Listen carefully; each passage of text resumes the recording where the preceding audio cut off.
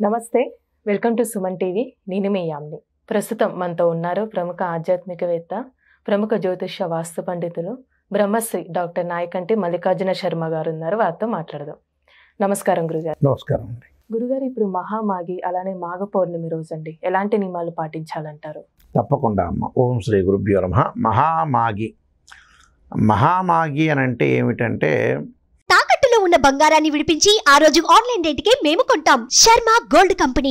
సహజంగా చాంద్రమానాన్ని అనుసరించి ఏదైతే నక్షత్రం ఉందో ఆ నక్షత్రం పౌర్ణమి రోజు ఉంటే ఆ మాసానికి పేరు అనేది ఉంటుంది. కృత్తికా నక్షత్రం పౌర్ణమి రోజు ఉంటే కార్తీక మాసం అని, చిత్తా నక్షత్రం పౌర్ణమి రోజుంటే చైత్రమాసం అని, ఇలాగా విభజన చేయబడ్డది.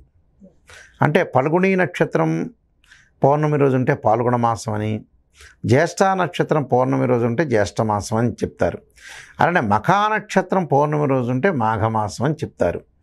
అంటే మాఘ పౌర్ణమి అంటే, పౌర్ణమి అంటే ఏదైతే సూర్యచంద్రుల యొక్క అంతరం అనేది 180 డిగ్రీలు ఉంటే దాన్ని పౌర్ణమి అంటారు. అంటే సూర్యుడు చంద్రుడు యొక్క అంతరం అనేది 180 డిగ్రీలు ఉన్న దాన్ని పౌర్ణమి అంటారు. అంటే ఆ పౌర్ణమి రోజున ప్రత్యేకంగా సహజంగా ప్రతి పౌర్ణమి కూడా చాలా విశిష్టమైందే. పౌర్ణమి అమావాస్య అనేది, అమావాస్య ఏంటంటే సూర్యచంద్రులు కోయిన్సైడ్ అవుతాయి. అంటే సూర్యచంద్రులు ఒకే స్ట్రైట్ లైన్ మీదకి వస్తే అమావాస్య ఏర్పడుతుంది.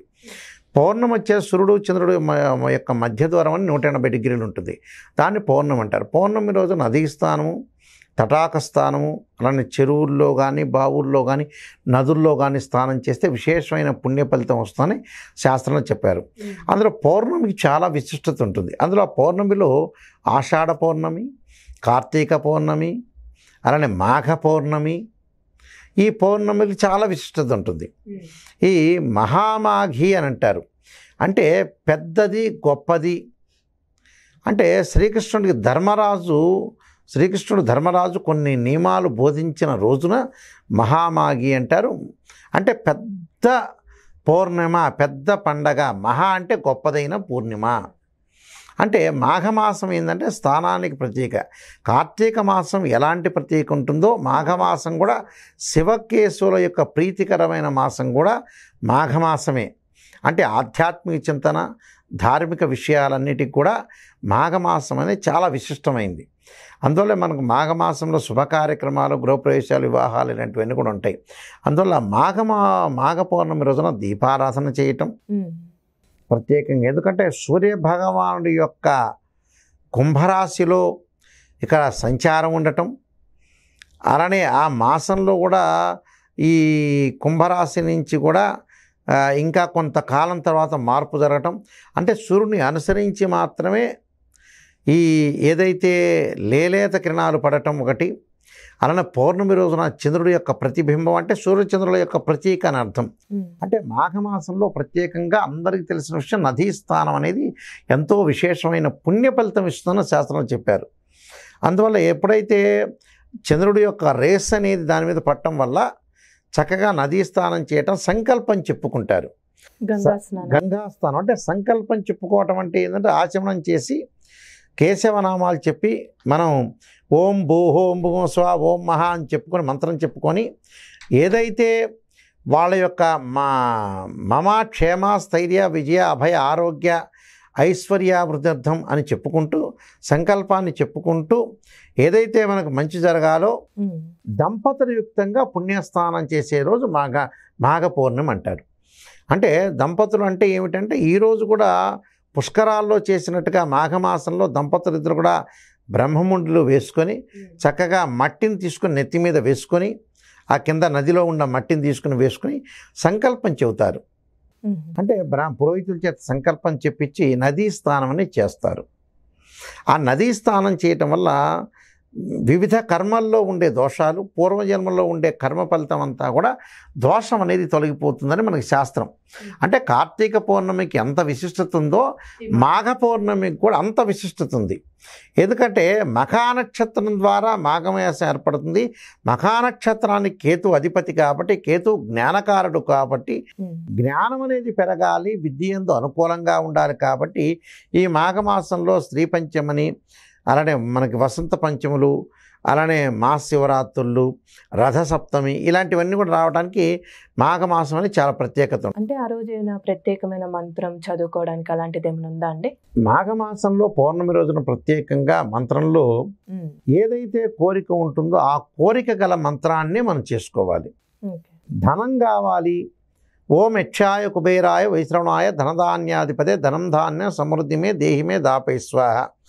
ఆరోగ్యం బాగుపడాలి, శరీరే జర్జరీభూతే వ్యాధిగ్రస్తే కళేవిర ఔషధం జాహ్నవీతోయం వైద్యో నారాయణ హరి అనే మంత్రాన్ని చక్కగా చదువుకోవాలి. ఓం నమో నారాయణాయ నమః, ఓం నమః శివాయ అంటే ఈ మంత్రాల్ని చక్కగా మనం చేయటం వల్ల మంచి జరిగే అవకాశం, అంటే సుఖము, భోగము, సంతోషము కలిగే అవకాశం. అంటే నదీ స్థానం అనేది చాలా ముఖ్యమైనది. అంటే శరీరంలో రుగ్మతలు పోవటానికి ఏదైతే మాఘ పౌర్ణమి రోజున చంద్రుడు యొక్క కిరణాలు అలాగా లేస్తున్న ఉదయం పూట ప్రాతకాలం సూర్యుడి యొక్క కిరణాలు లేలేత కిరణాలు ఉండటం వల్ల ఈ సూర్యచంద్రుల యొక్క రేస్ అనేది పడటం వల్ల మనకి స్కిన్ సంబంధించిన డిసీజెస్ అనేవి పోతాయి. అంటే ఆ నీళ్ళు అనేవి పరిశుభ్రం అవుతాయి. ఆ నీళ్లల్లో ఒక కాస్మిక్ ఎనర్జీ అనేది, ఒక ఎనర్జెటిక్ ఒక పవర్ అనేది రావటం వల్ల ఆ సమయంలో మనం స్నానం చేయటం వల్ల స్కిన్ ఎలర్జీలు కానీ హెల్త్ పరంగా ఉండే ఇష్యూస్ తగ్గే అవకాశాలు బాగా ఎక్కువగా ఉంటాయి. అంటే ఆరోగ్యం మహాభాగ్యం, హెల్త్ ఈజ్ గ్రేట్ లక్ అన్న, హెల్త్ ఈజ్ వెల్త్ అన్నారు. ఈ మాఘ పౌర్ణమి రోజు ప్రత్యేకంగా ఇలాంటి స్నానాలు చేయటం వల్ల, స్థిరచానాలు చేయటము, దాన ధర్మాలు కూడా చేస్తారు. అంటే గోదానం చేయొచ్చు, భూదానం చేయొచ్చు, అలానే స్వయంపాక దానం చేయొచ్చు, వస్త్రదానం చేయొచ్చు, రౌప్య దానం చేయొచ్చు, అలానే స్వర్ణదానం చేయొచ్చు మాఘ పౌర్ణమి రోజున. అంటే దాన ధర్మాలు ఒక్కొక్క దానం చేస్తే ఒక్కొక్క ఫలితం వస్తుంది. ఆ రోజు ప్రత్యేకంగా కొంతమంది ఉపవాసం కూడా చేసేవాళ్ళు ఉన్నారు. ఆ రోజు సత్యనారాయణ స్వామి వ్రతము, శివుడు అభిషేకం చేసేవాళ్ళు కూడా ఉంటారు మహామాఘి రోజున, మాఘ పౌర్ణమి రోజున. అలా అభిషేకం చేసుకోవచ్చు, సత్యనారాయణ స్వామి వ్రతాలు చేసుకోవచ్చు. చక్కగా భగవంతుడి యొక్క ఆరాధన, ఏకాదశ మహాన్యాసపూర్వక రుద్రాభిషేకం చేయటం వల్ల కూడా చాలా మంచి ఫలితాలు జరిగే అవకాశం ఉంది. ఇంకా విశిష్టమైందంటే మాఘమాసంలో పౌర్ణమి రోజున సముద్ర స్నానం చేసి లేదా నదీ స్నానం చేసి ఇసుకతోటి సైతికలింగాన్ని కట్టాలి. సైతికలింగాన్ని కట్టి శివుడి యొక్క పంచామృతాలతో అభిషేకం చేసి కొద్దిగా, ఎందుకంటే దాని మీద అభిషేకం చేస్తే మొత్తం కిందకి వెళ్ళిపోతాయి, కొద్దిగా పంచామృతంతో పనరసంతో చేసి అలా అక్షంతలతోటి, అంటే శ్వేత అక్షతలతోటి సైతికలింగానికి అభిషేకం చేసి పుష్పాలతోటి అర్చన చెయ్యాలి శివుణ్ణి. అంటే మల్లెపూలతో అర్చన చేస్తే మాఘ పౌర్ణమి రోజున మనకి సకల ఐశ్వర్యం కూడా కలిసి వస్తుంది. అలాగా లేకపోతే, అది కుదరకపోతే వేరే పూలతో కూడా అర్చన చేస్తే కూడా మనకి మంచి జరిగే అవకాశం ఖచ్చితంగా ఉంటుంది. చాలా చక్కగా తెలియజేశారు గురుగారు. ధన్యవాదాలండి.